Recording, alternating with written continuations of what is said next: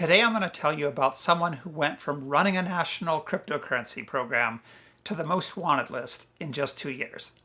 Ramirez Camacho was appointed back in 2018 to head up Venezuela's crypto assets program. And in particular, he was put in charge of a cryptocurrency called the Petrol, which was to be backed by Venezuelan oil. And at the time that the announcement was made, a lot of international commentators spoke highly of the fact that Ramirez Camacho was going to be spearheading the efforts to create a national cryptocurrency whose value was backed by oil. But last week, the Department of Homeland Security announced that Ramirez Camacho was on its most wanted list and offered $5 million for information leading to his arrest. So a lot of people are now wondering just who is Ramirez Camacho and how did he become a most wanted man? Ramirez Camacho is just 33 years old, and he's considered the right-hand man of Tariq Al Asami, who's the former vice president of Venezuela. And that could be the source of Ramirez Camacho's problems, because back in 2017, OFAC announced that Al Asami was being identified as a specially designated narcotics trafficker under the Kingpin Act here in the United States. And that same year, President Nicolas Maduro announced that Venezuela would be issuing a brand new cryptocurrency called the Petrol. The Petrol was supposed to be a national cryptocurrency whose value was backed by oil. And at the time that the tokens were sold, there was a lot of confusion both about technically how the token would function and what blockchain it would be on, and how the value of that token would be guaranteed. So the Venezuelan government put out a white paper that announced that an individual petro would be equal to 1 barrel of Venezuelan oil. But investors asked, how would that work? How do I take this cryptocurrency token and turn it into a barrel of oil or into something that has the same value as a barrel of oil? And the answers that were given at that time by the Venezuelan government didn't make a lot of sense. And later they admitted that the value of an individual petro token would be allowed to fluctuate freely in the marketplace and wouldn't be strictly tied to the value of a barrel of oil.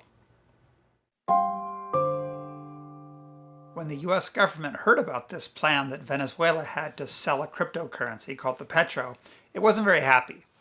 And that was because it viewed the sale of the Petro as an attempt to circumvent sanctions that had been imposed on Venezuelans, including President Maduro as well as Al Asami. So after learning about this announcement of the sale of the Petro, President Trump issued an order.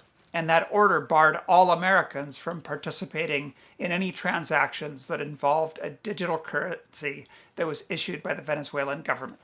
So this order, together with the general uncertainty about how the token would function and how it's backed by oil, resulted in the token not being very valuable, and it never was really widely used. Federal prosecutors in the Manhattan U.S. Attorney's Office, where I used to work, charged Ramirez Camacho as well as Al Asami with several crimes that relate to circumventing OFAC sanctions. And the indictment noted that Ramirez Camacho took his position as the superintendent of cryptocurrency after the United States had issued an order making it unlawful for United States citizens to engage in transactions that involve these petros. They also identified a number of other actions that Ramirez Camacho's took, including instructing another individual to open an account in Turkey and create a new entity in Turkey to circumvent the OFAC sanctions, as well as participating in bulk cash smuggling from Venezuela into the United States. This case underscores a couple of issues that are critical both for banks and fintech companies. First, it's important to know your customer. If your customer is engaging in transactions with an entity that is on the sanctions list, you might be facing an enforcement action down the line. And the only way you can know that is if you ask questions. So get to know your customer. The second thing is that sanctions law applies to cryptocurrencies. A lot of fintech companies that are in the cryptocurrency space and deal in cryptocurrencies don't even think about whether or not they might be transacting with an entity that is on the US sanctions list.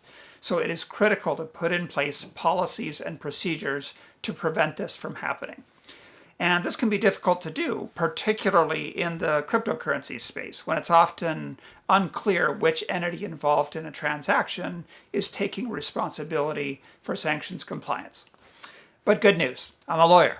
So if you have any questions about how to implement policies and procedures to prevent violations of OFAC sanctions, give me a call. I'd be happy to talk to you about it.